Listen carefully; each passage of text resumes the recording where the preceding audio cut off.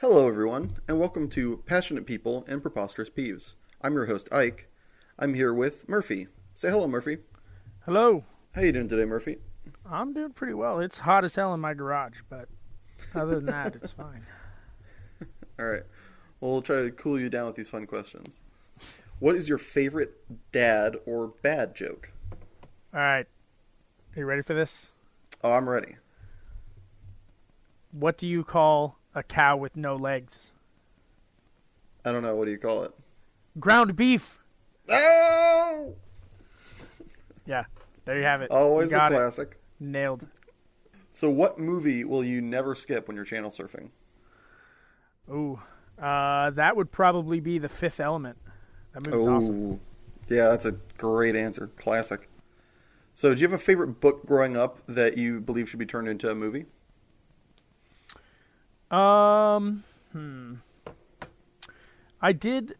Probably the book that I've read the most is The Supernaturalist by Owen Colfer. He's the same person who did the Artemis Fowl series and all that jazz. Ooh, nice. Um, and then another series that would be great as a movie would probably be the Bartimaeus trilogy, which is about it's about a jinn. Basically, if jinn were real, and the different kinds of spirits, and it kind of gives a different twist on magic and let's call it necromancy, but Oh, it's cool. not exactly necromancy. Yeah, oh, that's awesome. Yeah, I'd watch that. So, what's your favorite meal on a rainy day? My favorite meal on a rainy day. I don't know if rain really affects what I want to eat, but I would probably say if it's cold, probably gonna do like a cheeseburger or something like that. Yeah, can't go wrong with the American classic. No. Speaking of cheeseburgers, do you have a restaurant that you believe is highly overrated in the American sphere? Like a type of food or an actual restaurant? It can definitely be a type of food. Most guests so far have gone with actual like restaurants, usually fast food or chains, but whichever. Well, I would say the KFC is useless and that Oh restaurant wow, can go away. shots fired. What is it about KFC that makes it so useless? Look, I've had chicken everywhere. And when store bought chicken, like from your Safeway or your Kroger or Publix or whatever your thing is better than your fast food chicken and less expensive, You're doing that's just something wrong. marketing, right? Yeah, Uh, that's a very fair point.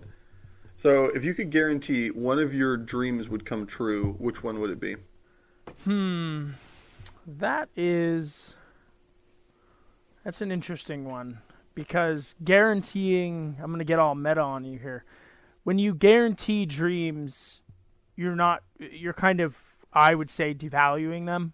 I've been fortunate enough to be able to chase and actually have realistic, attainable goals that I would like to get to, that I can have a plan for and all that. But so to just get one of those, for example, I would go, well, then what else do I do, right? Like, so Yep. I would say I don't really want anything other than maybe like meet great people. That's kind of my day to day dream or whatever. But in terms of things or tangibles, that's probably where I'd leave it. I respect that answer. That's very strong. So, if you could work any one of the jobs you've done over the course of your life, which one would it be? Like, I'm not sure I understand the question. What do you mean there?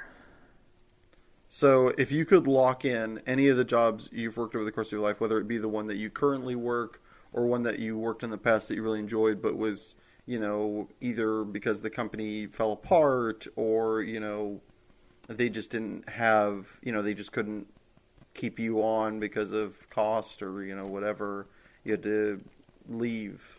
Which job have you worked in your life that you enjoyed the most, whether it be given when you were working it or what you were doing? See, I don't know if I. So this is kind of that whole same thing as like the dreams thing, you know. I've changed jobs often, every 2 to 3 years. Always kind of looking at something new, and when I take a job, I'm already like thinking about what's the next job. So I don't I wouldn't want any of them, but I guess maybe my last job. I guess maybe for you then, the rewording of this question would be, which job have you worked that you enjoyed the most? Whether because when Um, you worked or something else at the job that made it worthwhile. It was a friend that you kind of sat next to in the cubicle, or the people the customers that you interacted with. yeah, I guess I would say, if I'm going to do long term like place to work at, working at the hospital at Valley Medical Center in Renton, Washington was pretty great. I felt like you had a great, I don't know, going to work was never a grind because of the people that I worked with, but also this is just kind of maybe why we're here is healthcare is an interesting space to work in because you may do something small but it always kind of impacts people's lives. It's not like, oh, I did a really good job of stocking onions at the grocery store. Yeah, if you didn't stock the onions, somebody might be sad they can't make their dinner, but you're not impacting their Yeah. life in a way that could be, I mean, shoot, some Yeah, of you it's are life and death. literally making a life changing change for these people's lives. You are helping facilitate and do something that has very big and like noticeable ramifications that Yep. you can look at and be proud of. Yeah. Oh yeah. And also it sounds like working alongside people that you respect and enjoy being around. So yeah, it sounds like nail on the head. That's awesome. Yeah, and I think that was not like the people I worked with. It wasn't because I was working at a hospital that I worked with great people. It was just I was working with great people, and that happened to be at a hospital. And maybe that's because of how the hiring managers were and whatnot. But a lot of people who worked there had very different experiences than I did, Hmm. and I was working there at the same time. So it was kind of a you get what you make of it type Yeah, situation. totally. So what do you regret not having done before you graduated high school? The thing that I would say that I didn't do, because I enjoyed high school, I got a lot of opportunities. But one of the things that I didn't get into was fitness until way later. Totally If know where you're going. Yeah. Yeah, so I've been, fitness has been important, but I didn't get into it like till my sophomore year of college. So I was Hmm. 6 years behind the curve, and who knows where that'll impact me in the future. But I, not being as mobile or as fit or whatever impacts skiing, which I love to do. Those kinds of things. So maybe Yeah. skiing's another thing. There's no way I would have been able to afford to go skiing back in the Yeah. day. But No, I think I would fitness is say, a good one. Yeah. yeah, That's interesting. Do you think not getting into fitness was because of, was it because you were a nerd? Was it because of the way, you just the availability of time, or, who you hung out with, or like a mental disposition? Like I know for it me was. growing up, I was a huge nerd, and the people I hung out with, we just didn't value it at the time. It was kind of like a jock thing, and so there was a stigma and there's a bunch of like those reasons why I didn't get into it. It was one of those things where you're you don't really think about the long-term ramifications. Two, Hmm. you're not thinking in high school. You're thinking about what's going on right now, Hmm. and when I'm working out, I could be doing other things. I could be playing games. I could be hanging. I was basically dating somebody for all of high school, like not the same person, but like I was always in Yeah, a you relationship. were all in a relationship. Yeah, so I could hang out with them. I could hang out with my friends. I had practice for shooting, all that stuff. I mean, it was the same thing as homework, right? Like homework is supposed to Yeah. help you learn, but I thought it was stupid because it was wasting time in the moment. I'm like, I know this, but Yeah. it's about the longer term payoff. So it was just maybe a closed mindedness, not a very future thinking me in high school. Yeah, it's kind of like up there with thinking about like practice if you had an instrument, or for a skill, or something like that. It's just like it's one of those things that as a kid it's like the idea of practice is so like this is useless. Like why am I doing this? But like you said, like the long-term ramifications, stuff like that really Right. comes into play. So what is it that you do now that you wish you had started sooner? Are you talking about in life or in like In for life? work? Yeah, Or? yeah. Um, Just anything in life that you kind of got. For me, for instance, I going back to your last comment, I wish I had started working out earlier. I didn't. There was that whole entire stigma of jocks versus nerds for me growing up, and just like me not really seeing the value in it.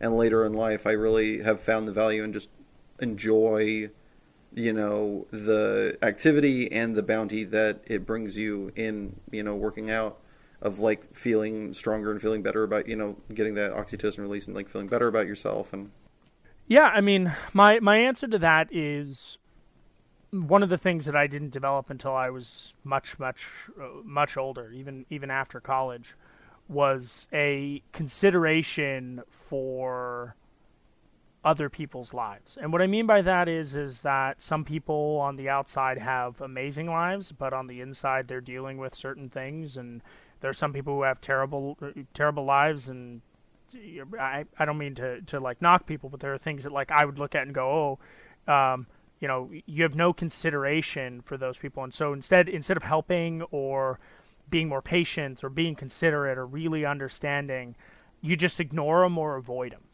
And that's probably one of the things that that has helped me with, setting boundaries with people, having more peace.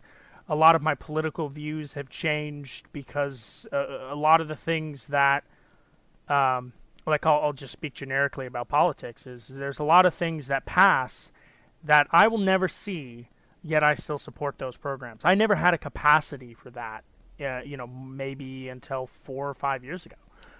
So those types of things of just understanding, like being empathetic. yeah, when you go to this, it's just really understanding how to support people and do things that don't cost you that much.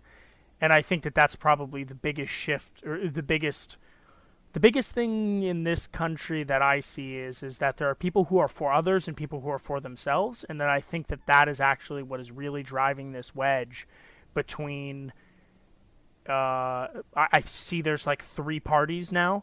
There's like a weirdly split Democratic Party, and then there's Republican Party, and it's all about what can I tell others to do, or how can I enable others. Like I feel like it all falls into those 2 camps. But anyways, I'm not trying to get into politics right now, but it's probably that. That's very fascinating. That's something that even if you start that early, that is something that I feel like could always be started sooner. And the value in it, I totally agree, is just like, it's revolutionary. It helps you see and understand people that you previously don't, and, just appreciate and love other humans despite, not necessarily agree or, and sometimes not even understand, but just, kind of helps you just be a better human and understand and like be a part of humanity and your fellow man, if you will. Yep. So now that we know what you wish you started sooner, is there something that you're either in the process of cutting out of your life or stopping, or something you stopped a while ago that you really wish you hadn't let go on as long as you did? I think what it is I've started. I think there's been a big shift of maybe listening more than talking, and I know that a lot of people who know me may laugh at that, but I've always been the loud, boisterous person in the room, but I found that I don't need to be nearly as much anymore. So that's probably it. You learn a lot more when other people. You don't learn anything when you tell people things. They may learn things, but you don't grow by hearing your own opinions. You don't. There's a lot of that kind of thing. So it's taking the time to do that, and then understanding where people's core values are because of that, and then determining what is or isn't okay to have in your life from those people. So it's all kind of a chain. Oh, totally. So you wish you had ended not listening sooner. If you will. Yeah, I think that even, you look at like high school and whatnot, like when you look at like what makes somebody a good person, that's not what makes you popular in high school. It's kind of an interesting thing. But I think that it could have, it's one of those things where how does that change everything? When just become like what a good person is, and then you set boundaries and see what is and isn't okay. I'm curious how that would affect, younger me and the people I hung out with and what I chased and all that jazz. Yeah, it's a very interesting concept that is so hard to understand as a kid, but then like looking back, and there are some people in my life anyway that I can see that were able to do that at an early age, and it is kind of like flabbergasting and like awe-inspiring, but like so hard, like if you're truly honest with yourself, to conceptualize looking back and younger you and being like if you had to like try to explain it to yourself, it is like such a foreign thought to a youngster in this country by and large, I think. Yeah. But it's yeah, all about a chase. I think you summed it up best in that you can't learn anything new when you're the only one that's talking. That's a very great and succinct way to put it. Speaking of talking, if you could go back in time and tell yourself one sentence, what would it be? And when would it be? If I could go back to maybe when I was in the 11th grade, I would have to phrase it in some way of like learn software developments, learn computers more, something like that. Because I went to school and I learned a whole lot and it's all been great and I still want those things. But there's a bunch of stuff that I kind of wasted time on.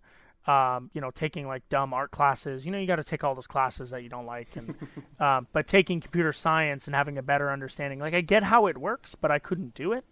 And that would enable me having those skills right now. If I could just add that skill set, which the only time that I would have really had a big capacity for it would have been in high school or college, is adding that skill set on top of everything that I know now would be hugely beneficial. Totally. All right. So before we throw it to our first commercial break, if you could make sure listeners of this podcast heard one song, which song would it be? Ooh. I thought about this question a lot, and I really, music is so subjective, that the thing that I would say, let me kind of change the answer. I know I'm avoiding a lot of these questions and keeping them more broad, but what I would say is that I would love for people to stop saying that music is bad, and what I mean by that is people will say, "Oh, that genre's terrible and it sucks and whatever." And let's use the two most popular genres. You've got like hip hop, rap, and all that jazz. And you got country music. Those are hugely popular. So if they're hugely popular, does that make them bad, or does that mean you don't like them? And that's the thing that I would say is that probably a better attitude and would make people more open-minded is not for me. Like, say music's not for me. But I don't think I have a song that's like, this is going to change your life. Yeah. Is there a song that has changed your life? I don't think so. I mean, it's a hard one to answer. So I would say probably not. I listen to such a broad range of music. Is there a song you find yourself like going back to any amount in recent days? Look at your iTunes and see like the most played song or something. That's literally what I'm doing. I'm scrolling through Spotify. So I do I dump everything. I just heart everything, and then I listen to my liked songs playlist. So it has like 2,000 songs on it. Only 2,000. It's rookie numbers. Well, I look at it as you pay $20 a month or whatever, and Apple charges you $1.30 per song to buy them. So if I find 10 songs a month, basically, and then we have like a service that's wireless and I can share with other people, so we'll chalk that up to 7. So I try and find 10 new songs a month. That's kind of how I looked at it. Got to make sure you're getting the right amount of value. Mm-hmm. Mm-hmm. All right, so what's the number one replayed song on Spotify? What is my number one? Ooh, I don't know. It's probably an Eminem song. Let me pull that up. I'm trying to do this on my phone, and it's not very good. Let's see. Liked songs. Is there a way? How do you even look at that? I don't even. Can you just go to your library? I don't actually think they have like a play count. I think it's one of those things that they do at like the end of the year, like what's your most played song or whatever. Yeah, I don't know if I can. I don't know if I can actually answer that question. Like, I don't think that there's a. I don't. Yeah, I'm pretty confident you're right that there's no. song like that, but it's If probably an you Eminem song. if you wanted to listen to one Eminem song right now, what's the one that pops into mind? The best Eminem song, in my opinion, hands down, is the song "Beautiful" by Eminem, and a lot of people don't know that song. All right, there you go. Listeners But in at home, check out "Beautiful" by Eminem. that song, listen, you want to be That's Murphy's recommendation, even if he doesn't realize it. inspired, I guess. That song will make you think about where you stand in your own life. It's not where you stand compared to others, but where you stand in your own life. All right. Bam. Well, we're throwing it into a commercial break. So either stick around for the commercial or go check out "Beautiful" by Eminem, and we'll be right back. Have you ever wanted to kill a small woodland creature or break a window but not had the physical strength? I know I have. Now introducing Rock. Rock comes in a variation of sizes and ready to use. Simply put Rock in your hand, raise it back to ear level, and release. See? You've got it! This ad does not condone the violence against small woodland creatures or windows, nor will it be held liable for any inability of use when coming into contact with paper. Alright, thank you for returning back. So Murphy, what is your passion that you brought with you today? So, my passion is for healthcare technology, and I know that that's a really broad topic, but healthcare is so interesting because stuff falls into usually one of two categories: bleeding edge, top of the line, amazing, and does all kinds of things, or it's something that's held together with so much duct tape that it's impossible for a hospital to replace it. So it's an antiquated, terrible thing that is hard to support and affects people in ways that don't get measured. There's a lot of things in hospitals, and a lot of people don't know this, but in healthcare, if you don't measure things, you can't be poorly scored for it. For a lot of things. I don't want to say That sounds like a loophole. It is. So I'll give you an example. So right now, JCAHO is kind of the governing body for a lot of things in healthcare. When you have smartphones, iPhones, whatever, there's all kinds of brands that make phones for healthcare. But let's just say an iPhone because that's a thing. You do not. There's no rule. There's no requirement to clean that phone at all. And if you don't have a policy and you don't have anything like that, JCAHO can't come in and ding you and measure you for it. But if you have a policy and then you're not following it, they can ding you for not following your own policies. You're also, if there's a policy for something and somebody doesn't follow that policy and somehow it gets linked to it in like a criminal case, then your hospital is immediately liable because they can say that person didn't follow your policies and procedures and you had a negative patient outcome. It's very litigious, unfortunately, and that's why these loopholes exist because, when the family member dies, people are out for blood. Or blood money.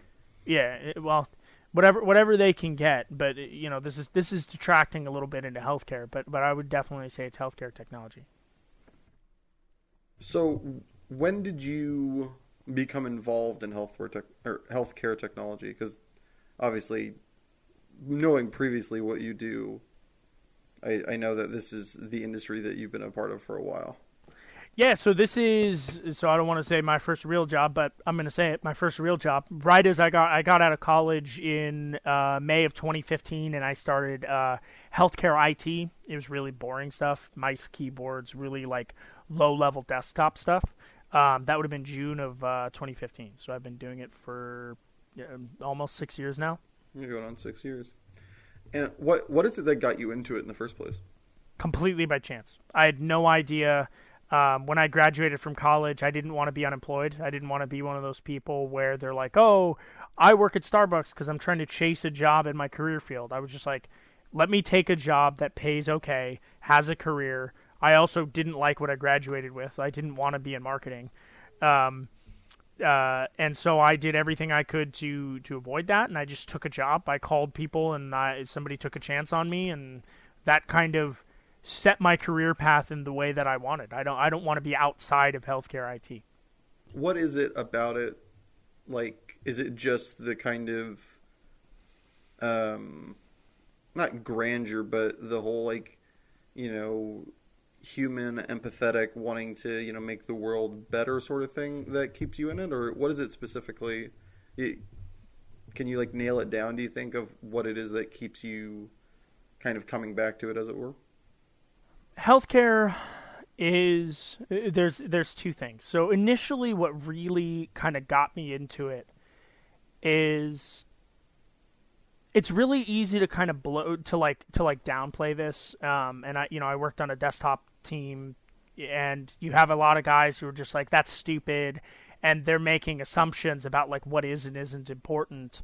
They're like, oh, the computer doesn't work in the room, but then we'll put a cart in that room. So we have computers on wheels a lot of times in healthcare if a room goes down.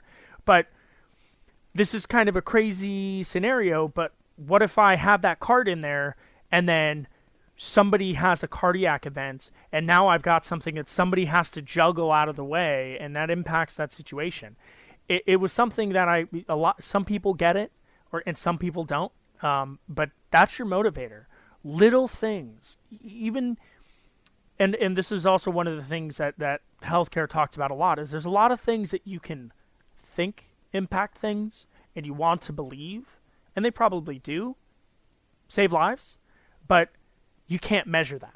For example, we had our earlier example, we talked about cleaning phones, right? Cleaning phones, because everybody's carrying them around, that could affect COVID transmission in a hospital. But if COVID's high, how do you attribute to the phone versus just something else? Maybe it's stethoscopes, whatever. But that doesn't mean that you can't take a shot at it. And that's the thing that I love doing is looking at little things and going, how can we make that better? Because that could save one person's life, and that's all it takes. That's good enough for me. Hopefully it saves way more. But you'll never, and the other thing is you'll never know. You will have no idea when you put these things in. You put in a new technology, and I usually work in healthcare communications. So if I can get something to a physician's phone, his personal phone, immediately, a cardiac strip, a patient's, a critical lab results, you could save a patient's life. But one of the key examples, this is something that we talk about a lot in the business, is we'll use critical lab results as an example. Critical lab results, when something comes in, so an example is if a patient's potassium is really high, that's a good indicator that they're going to have a heart attack. If the lab comes back, they'll do a blood test. The lab will put into the EHR, electronic health record, or the EMR, electronic medical record. Those terms are interchangeable for this particular conversation. They're not the same thing, but I'm just going to interchange them. So the way that workflow is that the lab will put that into the patient's chart, and then they'll pick up the phone and they will call the nurse assigned to them. Well, let's give the absolute worst case scenario. So they'll call the nurse. That nurse is on break, and so somebody else is carrying that nurse's phone. So that person could have a whole bunch of phones that they're carrying. Break nurses, sometimes I've seen them. They've got 4 people's phones in their pockets, and they're answering about it, and they don't know who it is. They don't know any of that stuff. Like, it's really hard to juggle.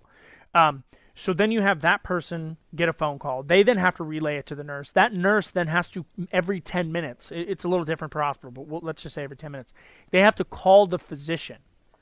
Well, what if that physician's on lunch or whatever? Like, they're literally making phone calls to try and hopefully catch that physician, because that physician then has to, the way that the clock stops is that they place an order on that patient. So they'll say, I'm going to order this medication or this treatment or whatever.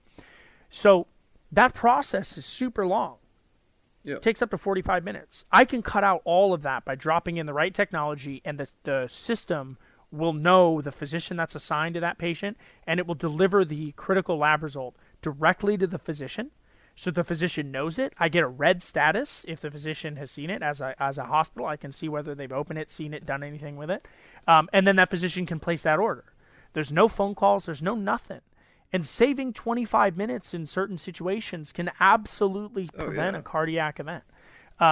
So those are the kinds of things that it's really difficult to measure, because as soon as you put that in place, you don't have that problem anymore. But if you delayed it for a year, you can't read data that you don't have anymore, right? Yeah.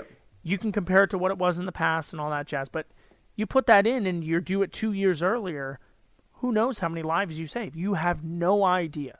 But that's the thing that you chase in healthcare is that potential to save the lives. potential of a life saved. Yeah. Yes. And that's why I do it. Everything that I do that I put in may seem small. I usually put in cell phones, smartphones, and whatnot. But those are the real implications. Is better patient outcomes outright. So. That's fascinating. So when do you think it is that you started caring so much? It's like what I'm hearing in this is not only, obviously making it just a like smoother running machine and just doing the job that you're set out to do better, but there's so much behind each of these statements that I'm hearing from you of, you can, saving these minute amount of times saves lives. And that really sounds like it's paramount. I mean, not only to the job, but to your kind of, general mission statement, like your personal mission statement at work. So I'm just wondering when starting this job 6 years ago, was it immediate? Was it day one? You're like, you saw somebody and somebody else was able to help and, it kind of made an impact on you, or has it been a kind of a slow rolling stone? It took about 3 years. It took about. I remember pretty clearly the conversation that really kind of clicked for me. So almost every hospital, they'll have an IT ticketing system. Every business has an IT ticketing system. So there's a priority level a lot of times assigned to those. So we had pretty loose rules on what was considered a priority 2. So priority 2 means that somebody will work on it and have it start working on it within 2 hours. That's the rule. And my team was all about avoiding, like pushing back on the rules. Like how do we make the least amount of tickets a P2? That's what we call it. And there was a certain point where I stopped avoiding those things. And I had a conversation with my boss, and I said that I think there are some things that we don't necessarily need to be a priority, but there are other things that I think should be. I think we should add more things that should be in the priority in this priority 2 category, because the main rule was: do you have a workaround, and is it impacting patient care? Well, having a workaround, if it adds 10 or 15 minutes to what you're doing and distracts a nurse, can cost somebody their life.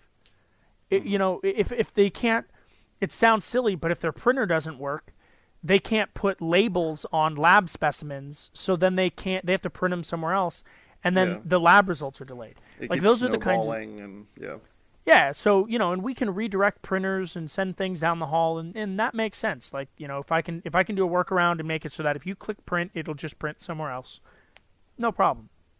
But that was really what it was. It took about 3 years to really start looking at things and going, I think that we're a little bit too lax in certain things, and we avoid and take longer on certain things just because we don't want to do it, right? We're just frustrated, or we have a plan for our day. We're just human beings, and it's easier to do it tomorrow than today because tomorrow hasn't happened, isn't here yet.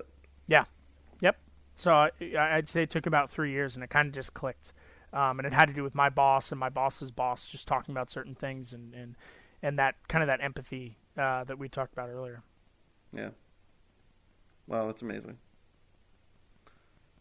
Well, to move on from something so heartfelt to something so tedious seems trite, but that's what we do on this podcast. So that passion is overwhelming. Let's hear your pesky peeve. So this is something that I have yelled at past partners for, and it's really small. And I freaking hate when you are at a store and you don't put shit back that you don't need anymore. Like, you'll be in the hardware department and you've got paint and you just leave it there. You're like, no, I don't need that paint. And I've done that. I've worked in retail, and I'm like, I know how frustrating it is. And yeah, they get paid to be there and whatnot, but why make their job harder? You wouldn't want. This is why everybody complains about customers. It's 2 aisles. I don't want to walk back and put it back 2 aisles. Listen, I have said, do not put that there. I've been like, look, are you going to put that back, or I'm going to put it back? Like, one of us is putting it back because we know where it goes. Now, if you get it close and you're like, I can't remember exactly where this is or which item it is, I can forgive that, and that's kind of the person who works that department's job to. But like, you see people who will put meat products. They'll go to Target and they'll put meat products in the home goods section because they're just like, I don't need this. And it's like, all you're doing is wasting. This hamburger deserves a pillow, okay? Yes. Yeah, that's what I'm saying. That kind of shit. It just drives me freaking bananas.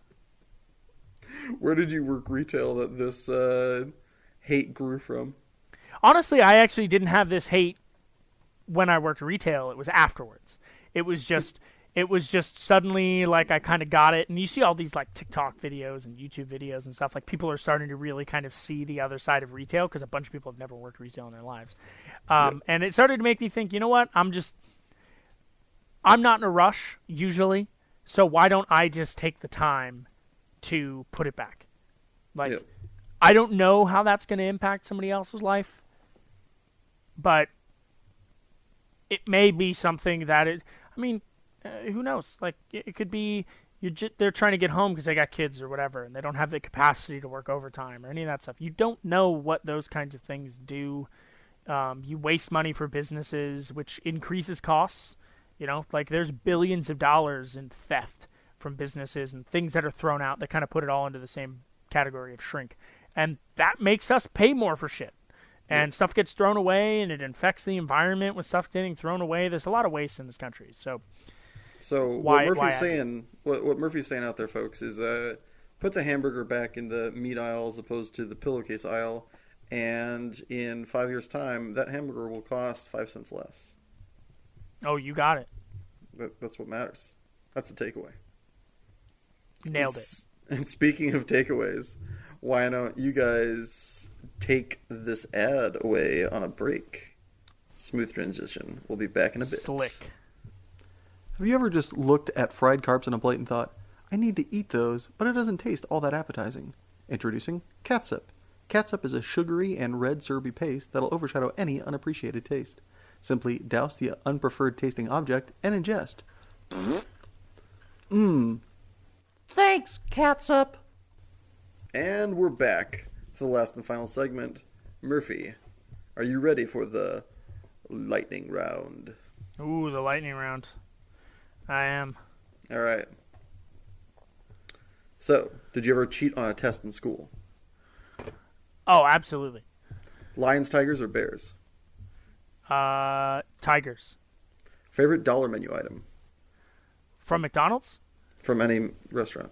Oh, it's got to be like the Taco Bell when they had the beefy 5-layer burritos. Definitely, I've ordered 7 at one time. Dollar menu item? Jeez. It used to be when it first Give came them out. Away. Caffeine or alcohol? Caffeine. Are hot dogs sandwiches? Well, a hot dog is not. A hot dog on a bun is a sandwich. There you go. Would you rather step on a Lego shoeless or a cow pie in new shoes late for a date? Probably a Lego shoeless. Bow ties or suspenders? Bow ties. First rated R movie you saw? First rated R movie? That maybe The Matrix? Biggest celebrity crush? Biggest celebrity crush. I have no idea. I probably have one, but it's not coming to my mind right now. Keanu Reeves, got it. Is there a God? Is there a God? Maybe, but definitely not in the biblical sense. Are we alone in the universe? Hell no. That's crazy talk.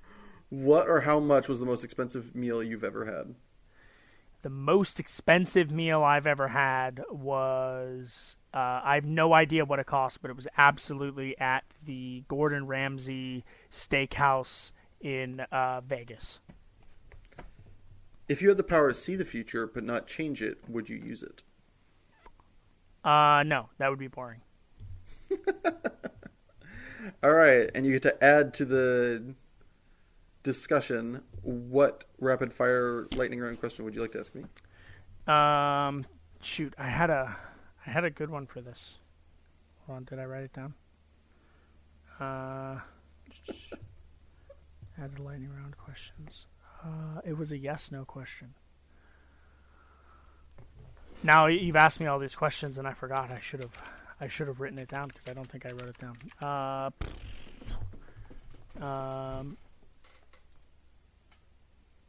I think that you should ask a political question and say Republican or Democrat, just to see, just to get a survey of like the people, like have some quantifiable data. I'm curious. Democrat, I guess. That's a mean ad, but I'll allow it, mostly because I have to. Done. Bam.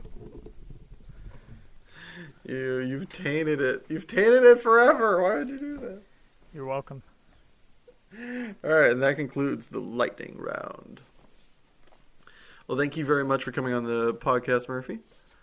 Do you have anything that you'd like to plug? Any shows that you've been watching? Somewhere they can find you on social media? A good book? A great movie? A fun video game?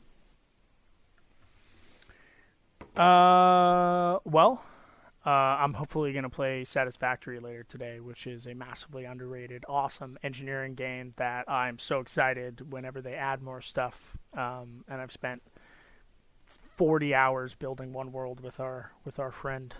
And yeah, everybody should try that game. It's amazing. Satisfactory. Check it out, folks. All right, thank you everybody for listening, and thank you, Murphy, for being our third guest. Have a wonderful day, and treat yourselves accordingly, folks. Nobody else is going to give you an ice cream sundae. Thank you. Bye.